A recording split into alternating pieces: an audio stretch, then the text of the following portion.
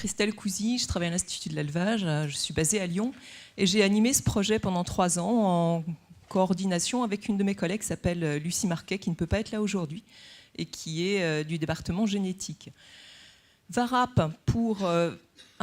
le titre avait disparu, enfin j'en avais mis un autre, c'est pas grave.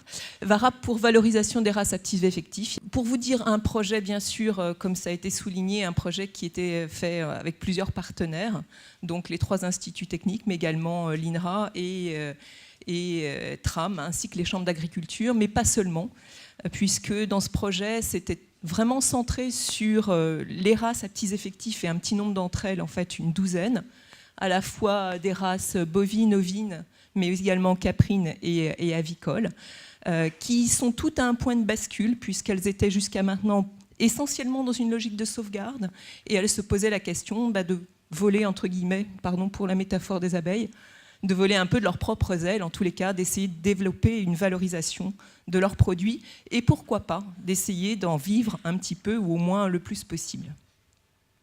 Donc vous voyez les 12 races qui ont été partenaires du projet.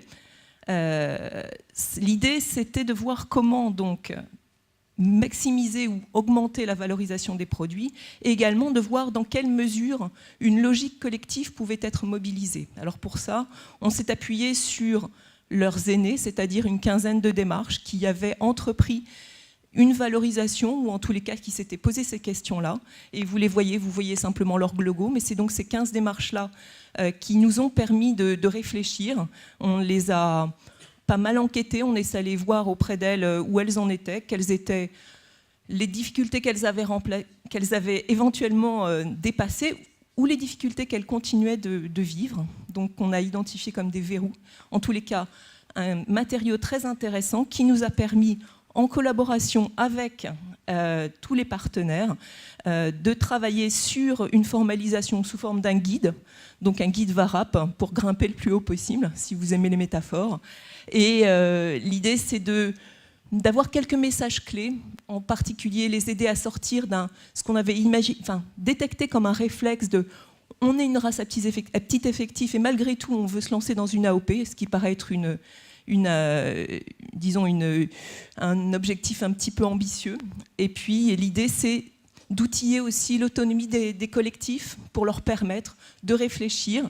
Et je ne savais pas qu'il y aurait une telle introduction sur la co-construction, mais c'est vraiment comme ça qu'on imaginait et qu'on a incité les collectifs à travailler, et que nous-mêmes, au sein du projet, on a fonctionné pour produire des outils les plus pragmatiques et les plus pratiques possibles, puisqu'en relation avec ceux à qui ils étaient destinés, mais également dans une dynamique joyeuse, parce que, ça a été dit tout à l'heure, le fait de travailler à plusieurs sur des objets très concrets et avec des partenaires très divers qui chacun amène leurs compétences, ça produit et de la dynamique et de la joie. Il en est issu un réseau qui tente de perturber l'environnement et de continuer à exister, et également un site qui a ce nom-là. Et vous y retrouverez pas forcément ce que vous voyez là à l'écran, mais une première entrée dans le site. Et si vous demandez à faire partie de cette collectivité, vous aurez le droit d'en voir un petit peu plus et de voir toutes les productions qui ont été réalisées. Voilà, je vous remercie de votre attention.